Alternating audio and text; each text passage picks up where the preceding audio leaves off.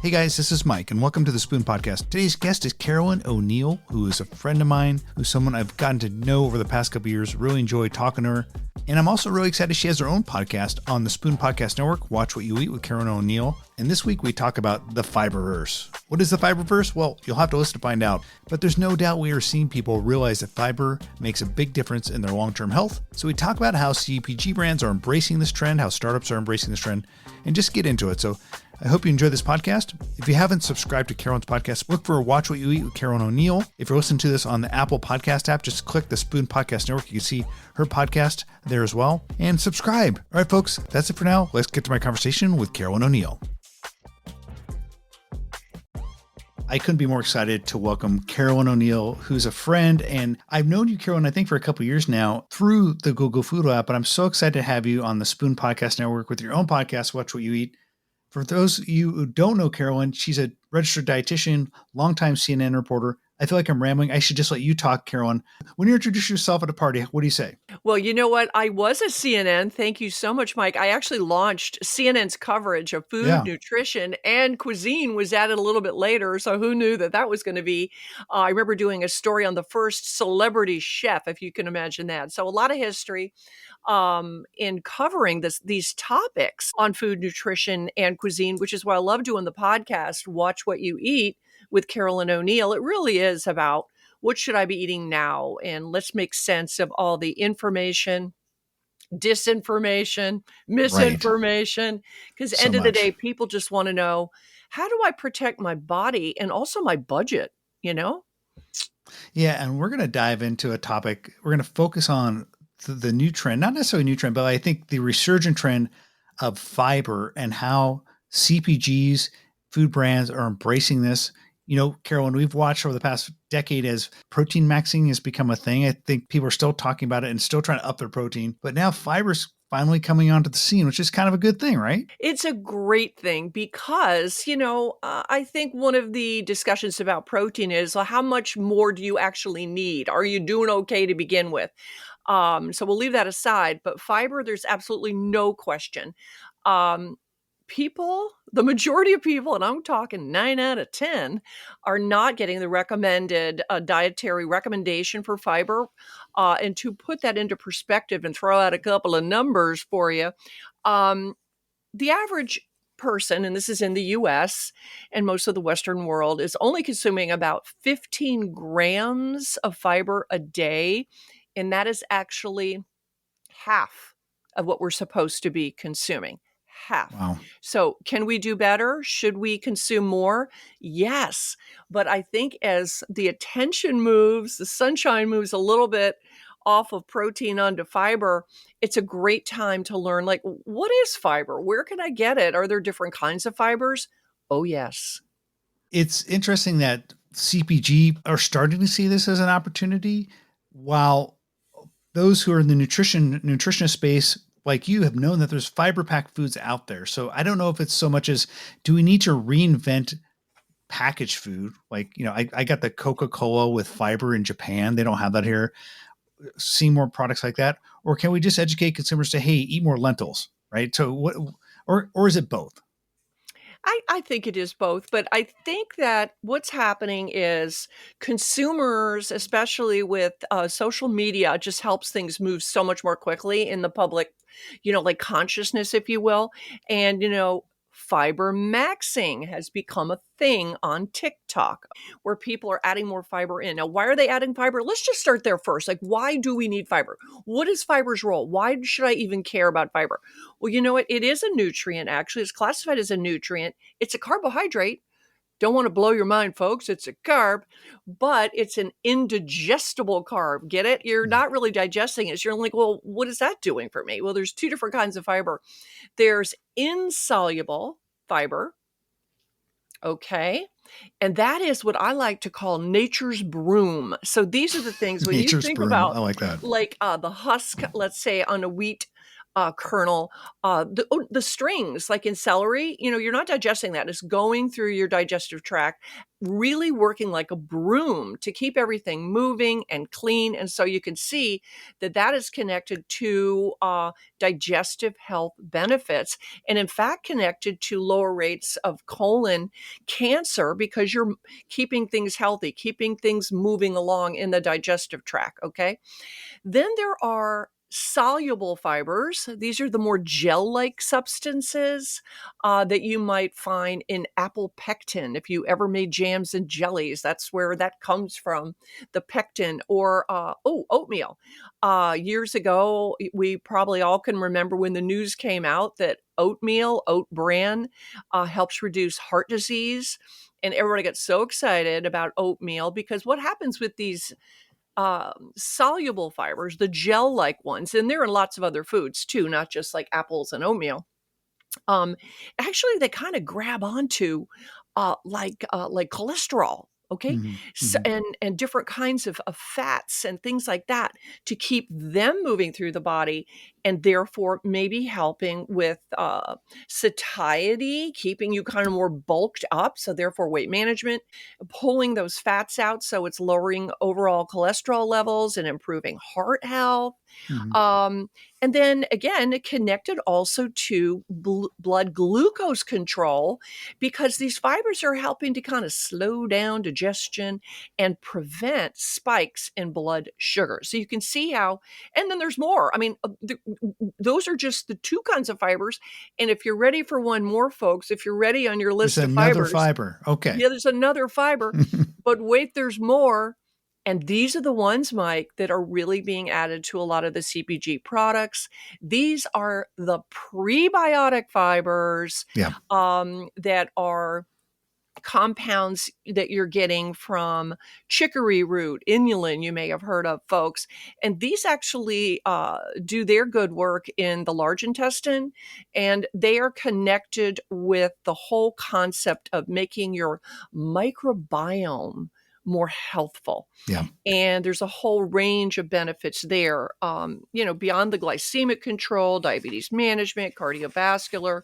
These these types of prebiotic fibers um, are all the rage too, because it's the whole microbiome thing and gut health.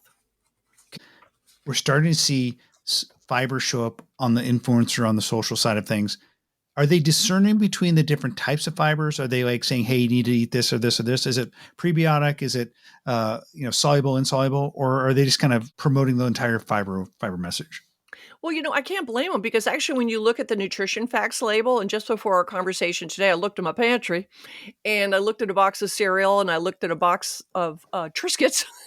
And right now on nutrition facts, it just says fiber. Okay. It doesn't say insoluble Yeah. fiber, soluble fiber, or these are your prebiotics. But what is happening in the food marketplace is we're starting to see more what's called front of pack. So when you're looking at that product, it's not on the back, like on the nutrition facts label, which is highly regulated by USDA, what you even could put on there. It'll say now with prebiotic fibers right Yeah. on the Yeah. front.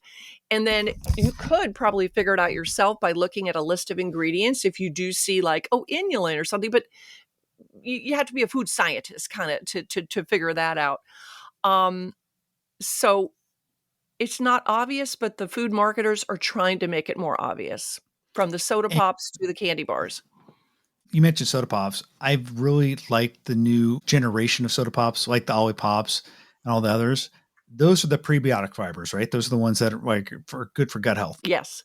And, it's interesting you mentioned Olipop, and I know you were just in Japan for the Smart Smart Kitchen Kitchen Summit Summit. there, and you're going to see obviously so much innovation in Japan, especially in the beverage arena too. They're just really hip to that. But we do, both Pepsi and Coke have brands here in the U.S. as well that are the fiber added sodas or soft drinks as well. Coke's, I think, is called Simply Pop. It was actually something that they had before, and it wasn't really popular.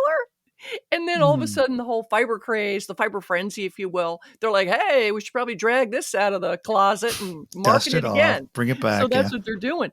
But back to Olipop, and this is where, companies that are doing the innovation, it's not just like, oh, let's add this to the recipe. Depending on if you're adding it to a beverage or you're adding it to a snack bar, I think the formulations are going to be different depending on what works in that particular environment of ingredients. Like Olipop is now found in Costco and some of the other big box stores.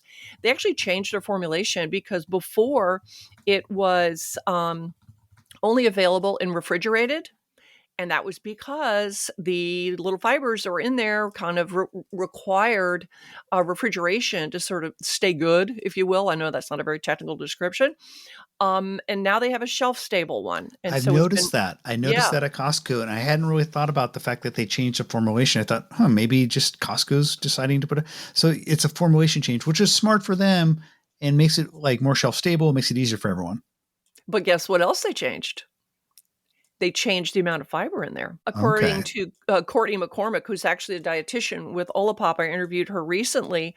The refrigerated one, Mike, had 9 grams of fiber, dietary fiber per can. Okay. That's a good Shelf chunk. stable has 6. And the reason they decreased it, not increased it, is they were a little concerned that people might drink 2 cans. And can you get too much fiber? Oh, yes, you can. Yes, Okay. you Okay. can. What happens? So if there's too much fiber, people are going to be overdoing, because people who are protein maxing just they're pounding so much protein. And I don't think there's necessarily too many people overdosing on protein or overdoing it. I don't know if there's too many bad side effects. What are the side effects of doing too much fiber, or what's the downside?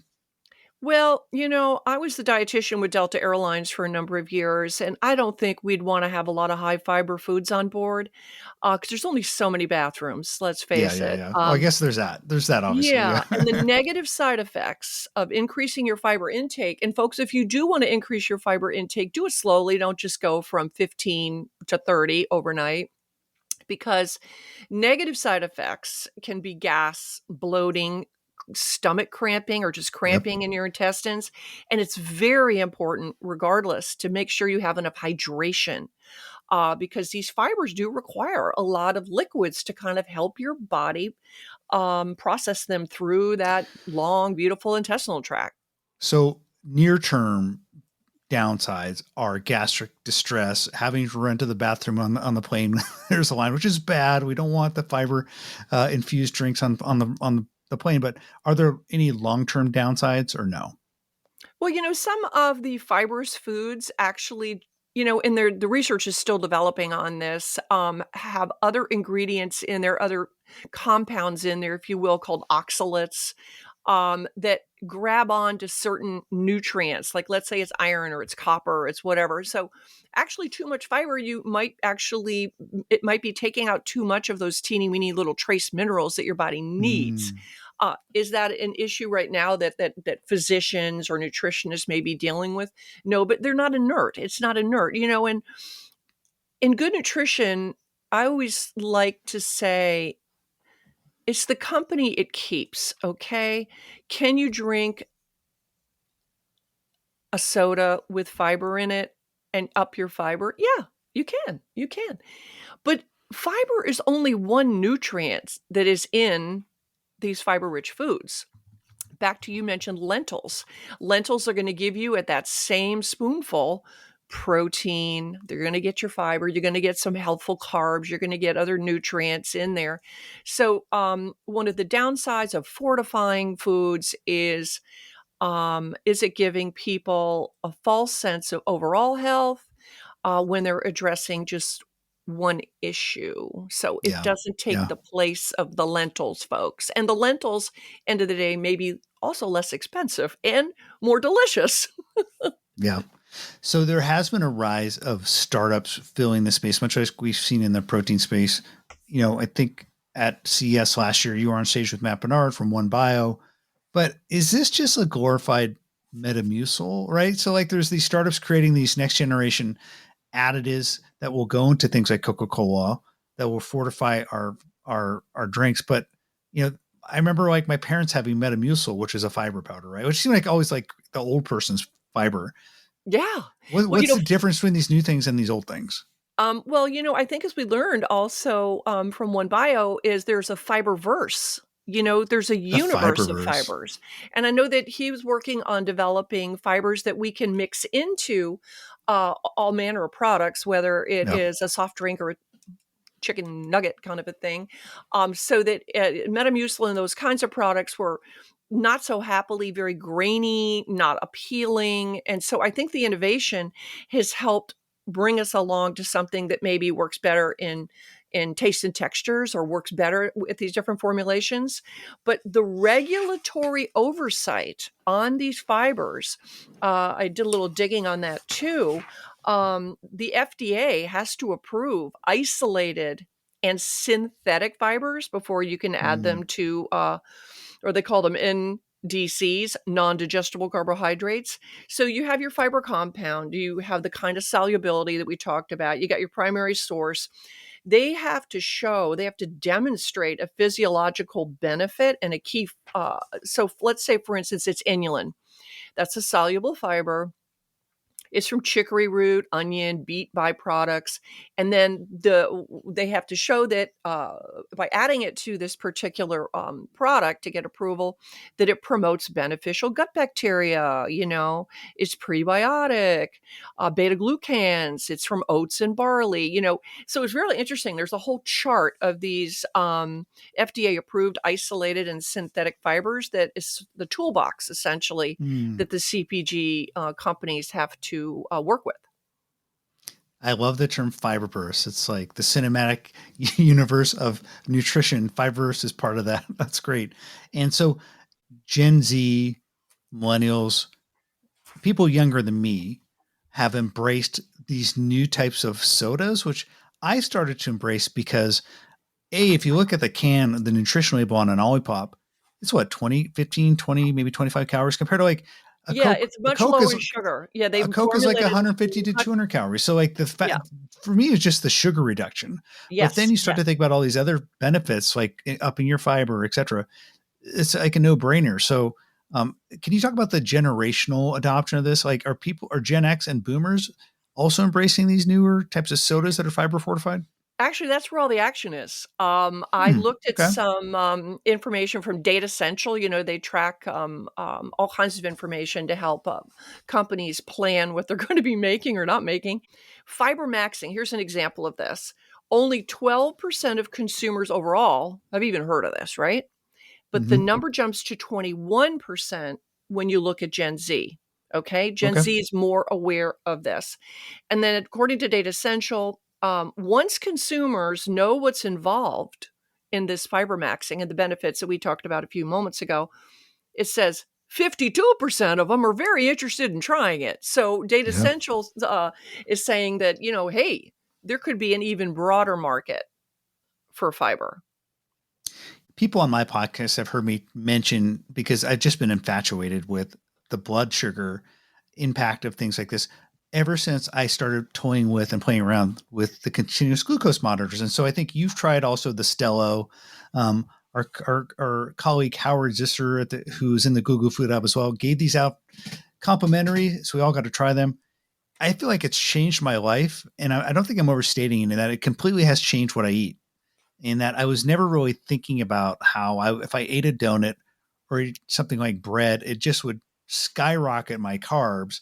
And then I also just started to look at, hey, if you eat something like a fibrous vegetable or a green before you eat something carby, it totally levels out your blood sugar. I guess my question is, I think the power of having something like a continuous glucose monitor, and now, especially that they're over the counter, you could buy them on Amazon. Like I bought two for $99. Do you think more consumers are going to start using these? I mean, I can see like this becoming a really big deal if everyone learned how to just try these out, and use these and see what it does.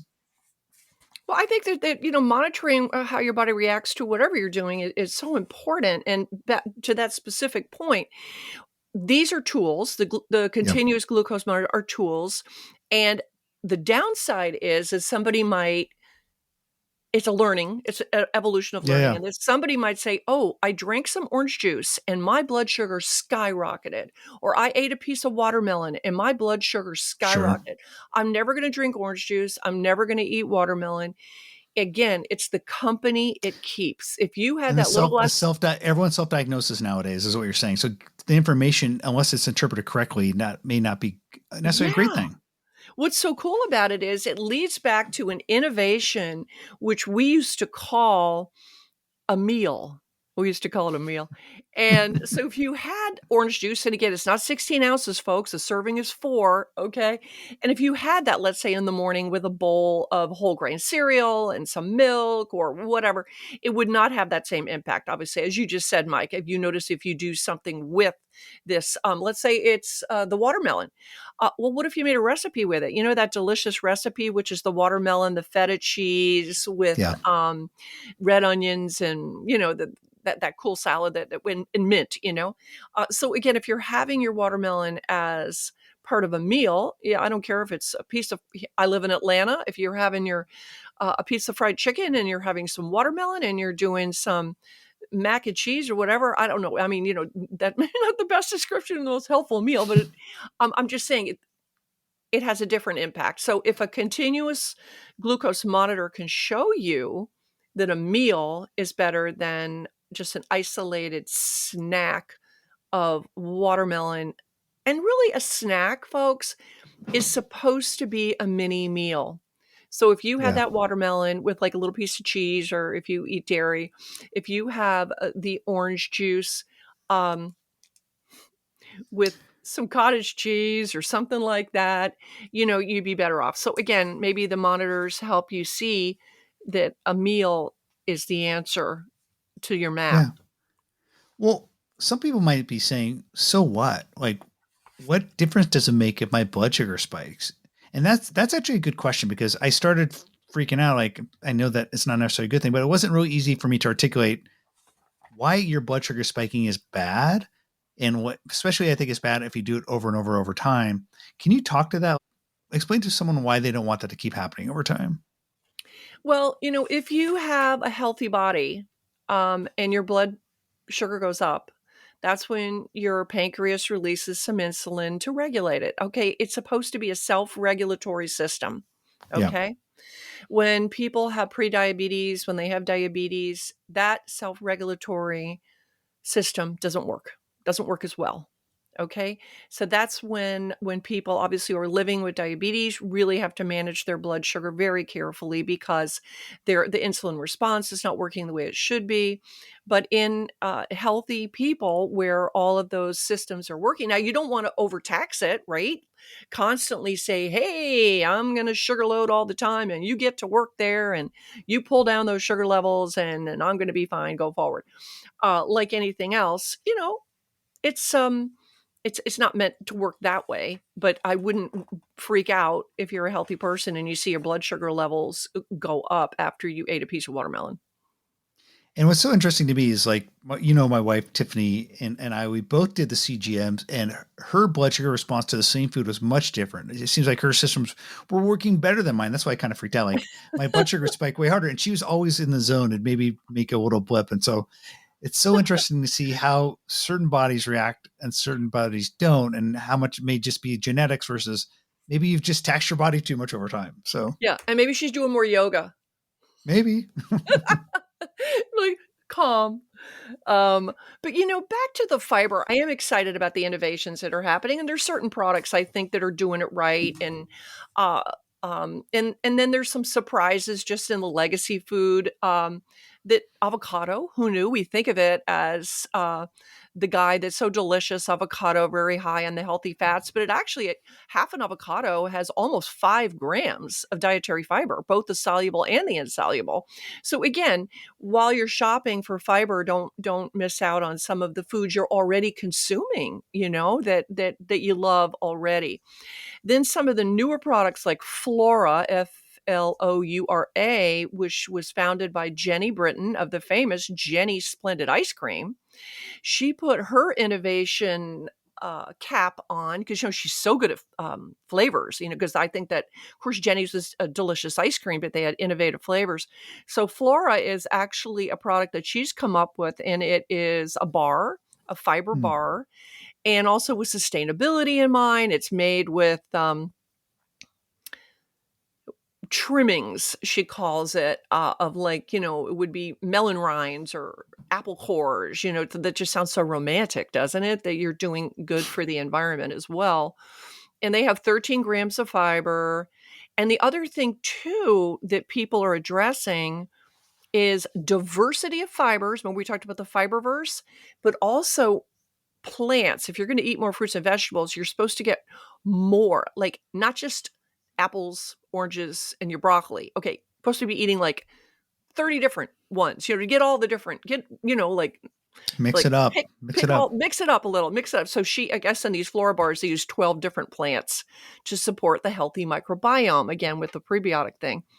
But the reason I'm reaching to her and connecting back to lentils is this. So on Instagram, I saw that one of the posts from Flora, the fiber bar, said, if boring fiber isn't your thing, same, Flora is your new hashtag fiber hack.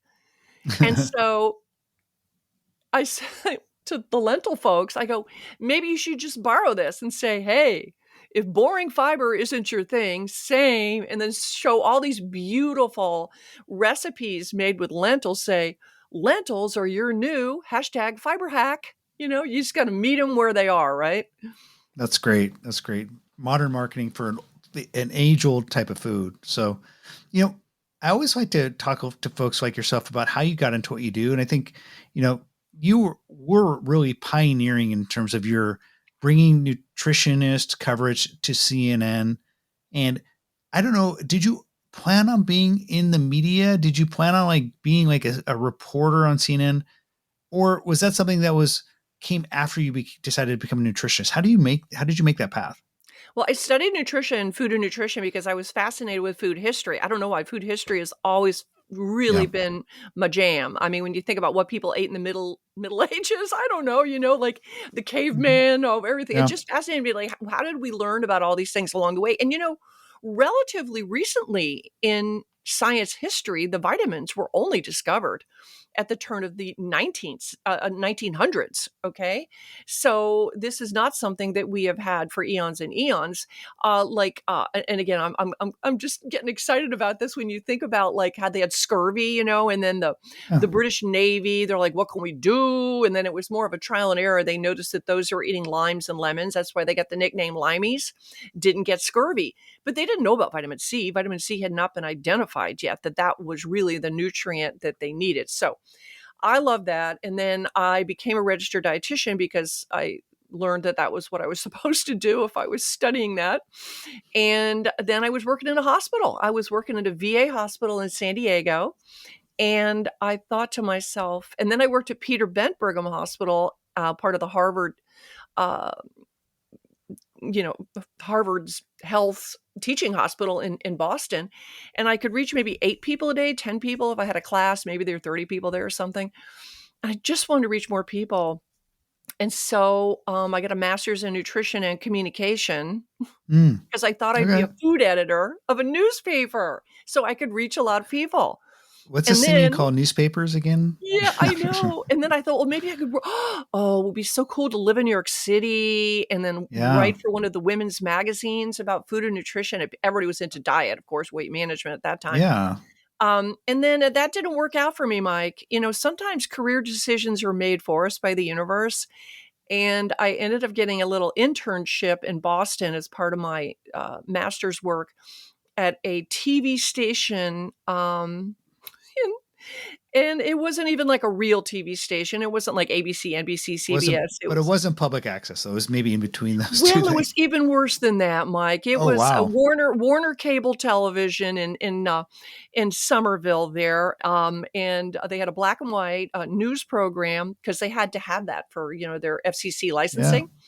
So I volunteered my time there as an intern, and the first day that I showed up, the news director North Callahan was his name, said, "What is this? Some kind of background you have in home ec or something?" I go, "No, no, no, no, no. I need to work in the news. I want to do this." Yeah, no, no, that's great. Tonight at 5, can you be on the, do a segment tonight on the news? So I got there at 1 That's p.m. crazy. You the showed first up. day of my It's internship. like an internship. And by the way, the name North, like that's a great name, by the way. What is it? North North? Callahan. That's like And maybe the best name ever. And so he said, just go on TV and do a yeah, segment. What was tonight I that first said, segment? What was that first segment you did? well, I had seen some of the consumer reporters in Boston that did beautiful jobs with their like real jobs. And I ran in my 68 Chevy Nova, my college car, to the Star Market Oh and my bought gosh. some of, this is the time where they had, of course, your store brand, there's national brand, and then there was these generic black and white labeled products for a while. So Mm-hmm. I got some peaches and some canned peaches and canned tomatoes, and I opened them up on air. They already been opened up, didn't have much time, to show that the quality might be different, but the nutrition was the same, and to help people get their nutrition and save money. And North Callahan said to me, "That was great. Why don't you do this every Tuesday and Thursday?" That's fantastic. So, oh my And gosh, that's then and then I got a reel together, and then I got a job in the first real job, as not as a nutrition reporter, but as a consumer reporter. okay. Okay. Yeah. And so Warner was I think owner of No CNN, connection at all. but My at the gosh, it time was there's no connection at that time. no, because then Okay. I got hired to be the consumer reporter for the CBS affiliate and for the West Palm Beaches, and drove my Chevy Nova down there to Fort Pierce, Florida, and, showed up there from a and they also told me I had to do the weather. Okay, it was a very small, Did you very really do the weather? I practiced for the weather, and then when I got there, they said, "No, we didn't really mean that." So I didn't have to do the weather. But I was their consumer reporter. And, end of the day, my undergraduate degree from Florida State University was in nutrition, but that was in the Mhm. School of Home Economics. Consumer reporting is food, clothing, shelter, family finance. So who knew that I actually had the training to do that job? And then 2.5 years later, I would come home to my condo there in Fort Pierce with my typewriter and try to Mhm. apply for jobs, because that's what you do. It's migrant labor when you're in the tiny market. The only way to make more money is to move Is up to to a bigger move to a market. bigger market, yeah. So then I And got my so job at CNN. yeah, so did you move to Atlanta? Did you meet Ted Turner at some point? Oh, yes, of course, of course. What a great story. So, you were there and you really did pioneer that kind of coverage, and so, any lessons you would give folks. It's so weird to be 2025 and, like, ask for lessons from someone who's been in media, because I feel like media is dying in a sense, right? Like, kind of the old world is definitely different, but I still feel like you probably have some lessons you could convey about how someone, they want to have a voice, that they want to have a platform, they want to convey information to, more than 8 people in a room.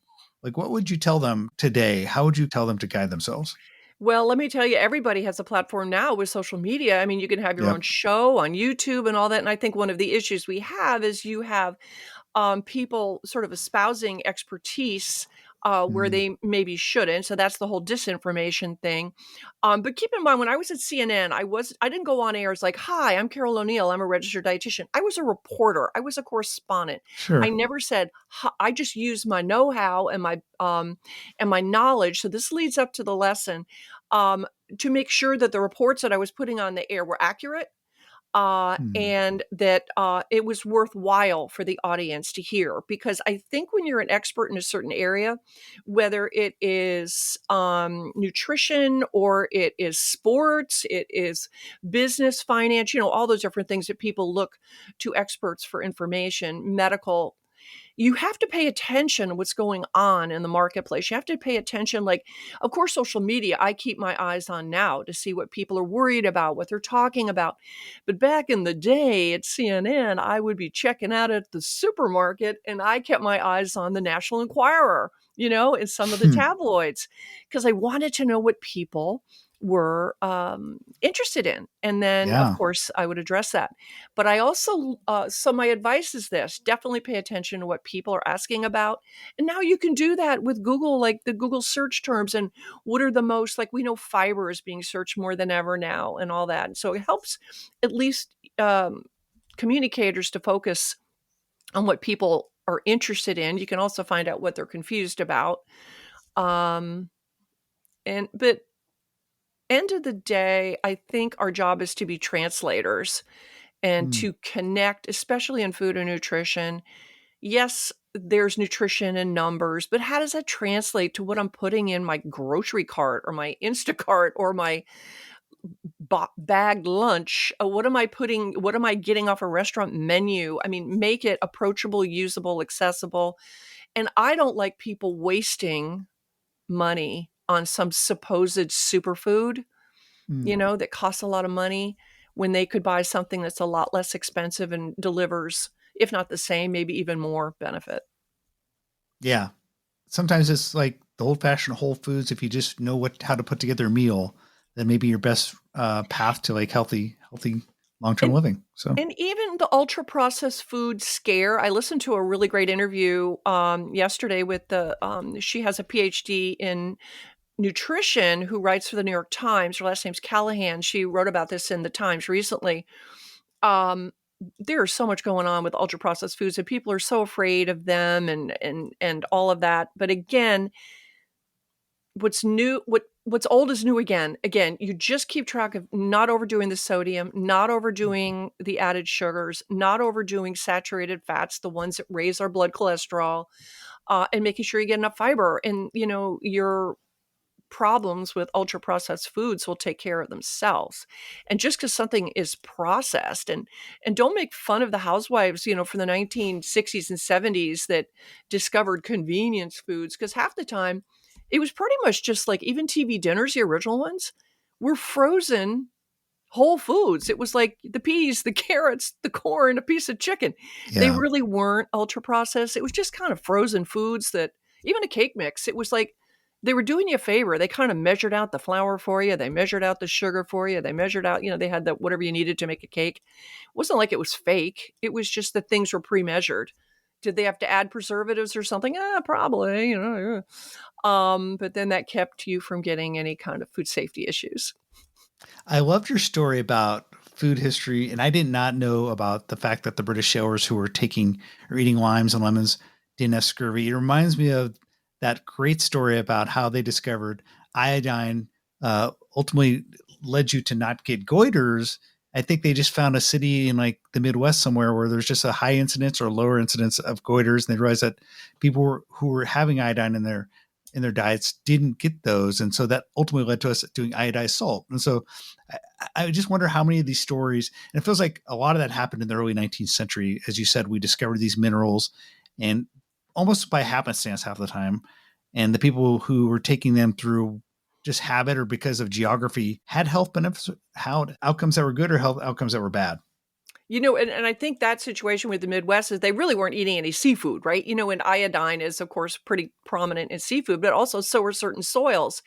And you know how we keep telling people how to eat local for Yeah. to be the most healthy? Well, I have to add to that a little bit. I say localize as much as possible, but recognize that you might not be getting all the nutrients you need if you're just eating local, or recognize the fact that the farmer, the grower, 100 miles from you or more across the country may be doing a really great job at raising beautiful products. And so you can't just local, because you may, and there's certain parts of our country, for instance, where there'll be nutrients that are deficient in the soil. Let's say it's selenium or something, which is really important for heart health. So I think it's called the selenium belt, the low selenium belt across the South, where people are not getting enough if they just ate foods grown in those soils. Huh. Um, and so the age old deficiency diseases, an iodine deficiency that you mentioned, we don't see these anymore because of the fortification, the enrichment that was put into place. And now we're starting to hear people sort of speak badly about fortified foods, enriched foods. Don't eat enriched breads and cereals. You should eat the whole grains because when they add it back in, it's not the same. Of course, it's not the same. But the thing is, they're there for a reason for the people who maybe aren't eating the whole foods. And pellagra, which was really a bad deficiency disease, let's say definitely post-Civil War in the US here because of such poverty. The people weren't getting enough protein. They weren't getting the B vitamins. They were eating not but highly refined foods just because they didn't have access to anything.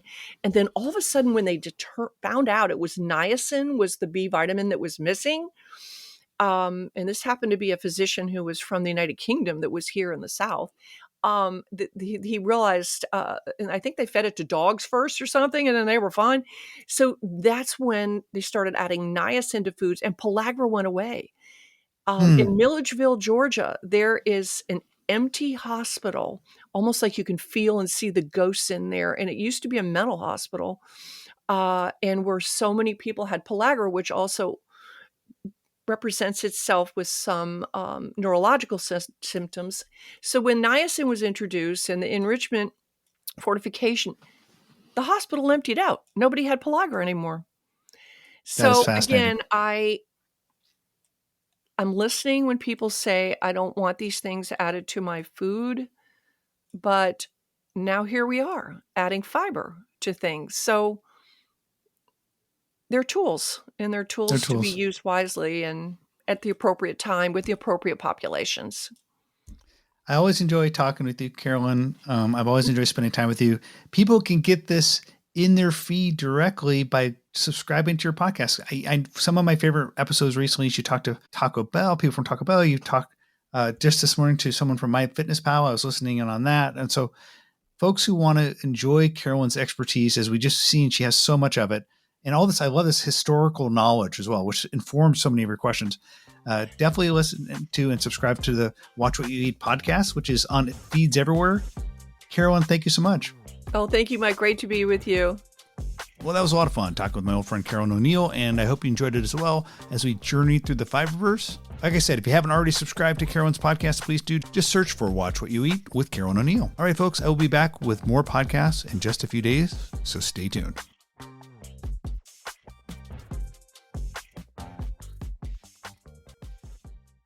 If you enjoyed this episode, why not share it with a friend? And don't forget to give us a 5-star review. You'll find more content like this on thespoon.tech/podcasts.